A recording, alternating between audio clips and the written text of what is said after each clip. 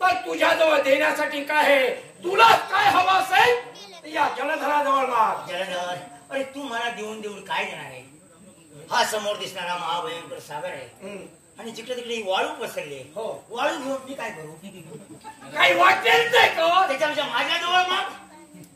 अरे वैकुंठा सोनं नाणं वाटेल ते मी तुला देऊ शकतो. धन केवढी किती मागशील तेवढी. तुझ्या वैकुंठातील सोनावरनं लोक आहे मला. अरे काय हो, देव तुला देतोय. सहजासहजी देव कुणाला देत नाही, पण आज जर तुझ्याकडे प्रसन्न झालं नाही तेव्हा तुझे मागशील ते देण्यासाठी मी तयार आहे. काय काय देशील? मी मागेन ते तू देशील. तुला शब्द दिलाय म्हणजे मी देणार. काय हवं तुला सांग. मला हवंय हा वृंदेचा माल आहे. या वृंदेच्या मालात मला एक नोकर हवाय. नोकर? हो. देशील?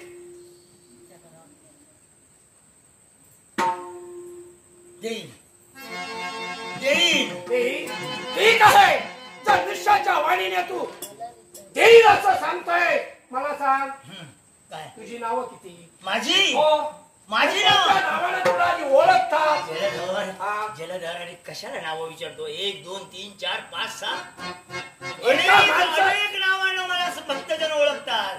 कोणी कोणी मला भगवंत म्हणतात, कोणी अनंत म्हणतात, कोणी पांडुरंग म्हणतात, कोणी जगन्नाथ म्हणतात, कोणी विश्वनाथ म्हणतात, कोणी बरीचशी नाव आहे. एकच आणि ते नाव. आणि भक्तांच्या आवडीचं जर नाव कोणतं असेल, ज्या नावानं मला हाक मारतात, तर सगळेजण जास्तीत जास्त भक्त मला जगजगी या नाव. हे घे हातामध्ये काठी. काठी? हो, तो आहे जगजगी. सारे तुला ओळखतात म्हणून मी माझ्या हातात घ्यायची काठी. काठी. आत्ता लक्षात आलं तू माझ्या हातात काठी का दिलीस. कारण 4 पायाची जनावरे ज्यावेळी उन्मत्त होतात त्यावेळी काठीचा उपयोग करतात. पण कधी कधी 2 पायाची जी माणसं जर उन्मत्त झाली तर ही काठी म्हणजे त्या उन्मत्त असं मी कुठं म्हटलं, उन्मत्त झालेल्या माणसांच्या. मग आता ही काठी घेऊन करायचं काय? काय करायचं माहिती काय करायचं? हा असणारा माझ्या वृंदेचा माल या द्वारावरती तू द्वारक्षक गडी म्हणून राहायचं. म्हणजे मी धनी आणि तू माझा नोकर. म्हणजे नोकरासारखं. हो, दिवस रात्र हेरा झाला घालायच्या. झोपायचं नाही. भूक जर तुला सुधार आणि मासली असेल तर त्याच्यासाठी माझ्याजवळ. पण वृंदेच्या महालाच्या द्वारावर द्वाररक्षक म्हणून मला ठेवते, त्याला कारण काय? कारण एकच आहे. जो कोणी वृंदेच्या महालातून बाहेर जाईल बाहेर पाठवायचं, त्याला बाहेर पाठवायचं नाही. आणि बाहेरून जो कोणी आतमध्ये येईल त्याला आतमध्ये घ्यायचं नाही. आतल्याला बाहेर नाही, बाहेरच्याला आतमध्ये घ्यायचं नाही. हो, पण धनी एक विनंती आहे. कोणती? आजवर अशी नोकरी मी कधी केली नाही. बरोबर. तेव्हा नंतर चुकलं तुम्ही माझ्यावर रागवणार आणि मी खाली मान घालणार. त्यापेक्षा तुम्ही एक काम करा ना. काय ते?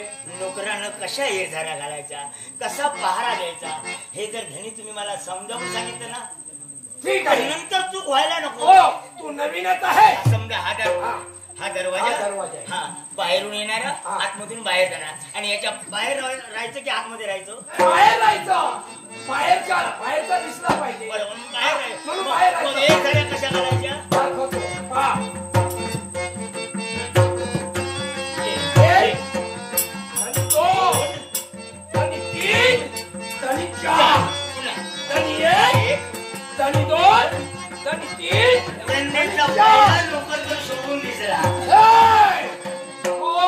मी काही म्हणालोच नाही. म्हणजे अशा एरझाऱ्या ठीक आहे, जमतो काय बघतो. आणि 1 आणि 2 आणि 3 आणि 4. होय होय. 1 आणि 2 3 4. आलं लक्षात? तुम्ही कुठे निघाला? देवतांवर. होय होय, देवतांवरती स्वारी करण्यासाठी. एक विनंती आहे. अशी कोणती विनंती आहे? विनंती कसली? तुम्ही आता युद्धावर जाणार.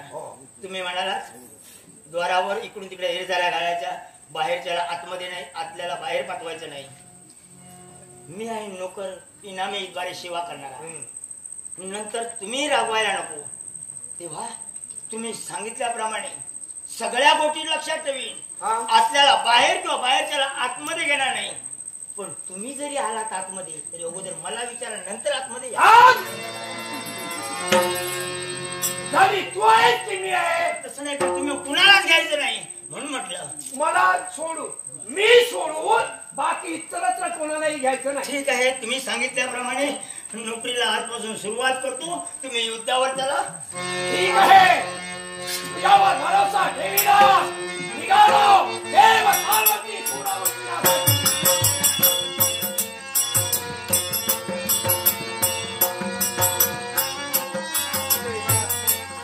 तेव्हा काय चाललंय?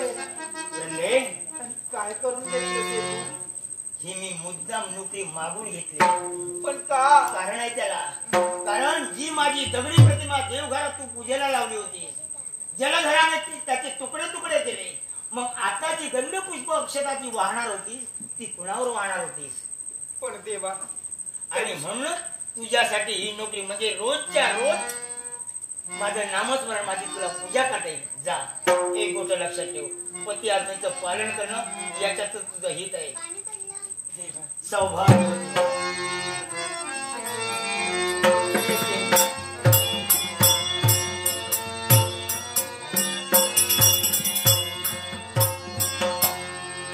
जलधर तर उन्मत्त झालाच आहे. पण कोणीतरी म्हटलंय ते काही खोटं नाही. पापाची मर्यादा संपल्या वाचून देवताना अशा दुष्टाचा घातही करता येणार नाही. तेव्हा जलधर तो उन्मत्त झालाय. त्याच्या पापाचे 100 गणे जोपर्यंत पूर्ण करू शकत नाही तोपर्यंत आम्हा देवतांना काही करता येत नाही. पण तोपर्यंत काय, ही वेळ येईपर्यंत या महाविष्णूला द्वार रक्षक ब्रह्मेच्या महालावर किती दिवस थांबावं लागेल हे नक्की काही सांगता येणार.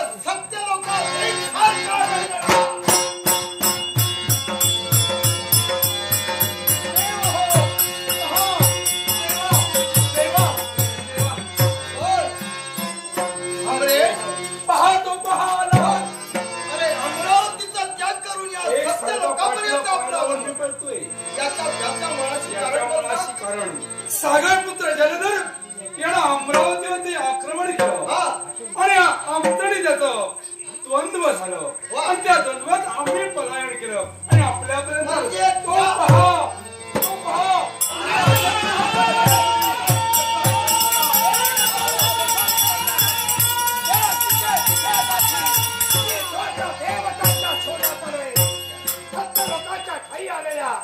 सत्य लोकांच्या ठाई वावरणाऱ्या वीरांची देवतेला हाक द्यावी. सत्य लोकांच्या देवते श्री वीरांची सागर पुत्र जलधर आपल्या या सत्य लोकांच्या दारावरून तो मला हाक देतोय. कुणीतरी द्वारावरती हाक देतोय. पहावं कोण आपण? सागर पुत्र जलधर. आणि इथं येण्याचं प्रयोजन? मी येण्याआधी आपल्या जवळ देवेंद्र आले का? होय. कारण या सत्य लोकात असत्य केव्हाही घडत नाही, सत्य तेच. त्याप्रमाणे हा सत्याच्या वाणीला सांगतोय. अमरेश आलाय, त्याला अभय मी दिलाय. तुम्ही अभय दिलात, तुमचं कर्तव्य तुम्ही निभावलात. होय. माझं कर्तव्य अमरेश माझ्या स्वाधीन करा. नाही, या अमरेशाला या विरंचीने अभय दिला आहे तो आपल्या स्वाधीन करण्यासाठी नव्हे,